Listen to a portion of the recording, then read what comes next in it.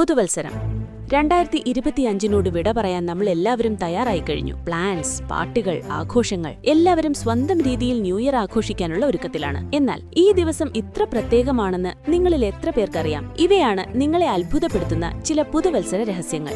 അമേരിക്കയിൽ new year ഈവിൽ black eyed peas കഴിച്ചാൽ അടുത്ത വർഷം മുഴുവൻ ഭാഗ്യമുണ്ടാകുമെന്നാണ് വിശ്വാസം. ഇറ്റലിയിൽ പുതുവത്സര ദിവസം ചുവപ്പ് അടിവസ്ത്രം ധരിച്ചാൽ ജീവിതത്തിൽ നല്ല ഭാഗ്യം വരുമെന്നാണ് അവർ വിശ്വസിക്കുന്നത്. ന്യൂ ഇയർ റെസല്യൂഷൻ, പുതിയ തീരുമാനങ്ങൾ എടുക്കുന്ന ഈ ഏർപ്പാട് വളരെ പഴയ ഒരു ട്രഡിഷന്റെ തുടക്കമാണ്. തെറ്റായ ശീലങ്ങൾ മാറ്റാൻ മനുഷ്യൻ തുടങ്ങിയ ആദ്യ ശ്രമങ്ങളിലൊന്ന്. പുതുവത്സരത്തിന്റെ പിതാവാര് റോമൻ ചക്രവർത്തിയായ ജൂലിയസ് സീസർ. അദ്ദേഹം അവതരിപ്പിച്ച ജൂലിയൻ കലണ്ടറിലാണ് ജാനുവരി 1 ന്യൂ ഇയറായി മാറിയത്. ഏറ്റവും പഴയ പുതുവത്സര ആഘോഷം 2000 വർഷങ്ങൾക്കുമപ്പുറം പുരാതന മെസപ്പൊട്ടാമിയയിൽ മാർച്ച് മാസത്തിൽ വസന്ത സമയത്താണ് നടന്നത്. ജാനുവരി എന്ന പേര് 2 മുഖങ്ങളുള്ള റോമൻ ദൈവമായ ജാനസിൽ നിന്നാണ്. 1582 ഗ്രിഗോറിയൻ കലണ്ടർ വീണ്ടും ജാനുവരി 1 ലോകത്തിന്റെ ന്യൂ ഇയറായി പ്രഖ്യാപിച്ചു. ഒരു ദിവസം 2 തവണ ന്യൂ ഇയർ ആഘോഷിക്കാമോ? അതെ, സമോവയിൽ നിന്ന് അമേരിക്കൻ സമോവയിലേക്ക് യാത്ര ചെയ്താൽ സമയം പിന്നോട്ടു പോയി വീണ്ടും ആഘോഷിക്കാം. റൊമേനിയയിൽ കർഷകർ ന്യൂ ഇയറിൽ തങ്ങളുടെ മൃഗങ്ങളോട് സംസാരിക്കും. അതിലൂടെ ആരോഗ്യവും ഭാഗ്യവും ലഭിക്കുമെന്നാണ് വിശ്വാസം. സ്പെയിനിൽ അർദ്ധരാത്രിയിൽ 12 മുന്തിരിപ്പഴങ്ങൾ,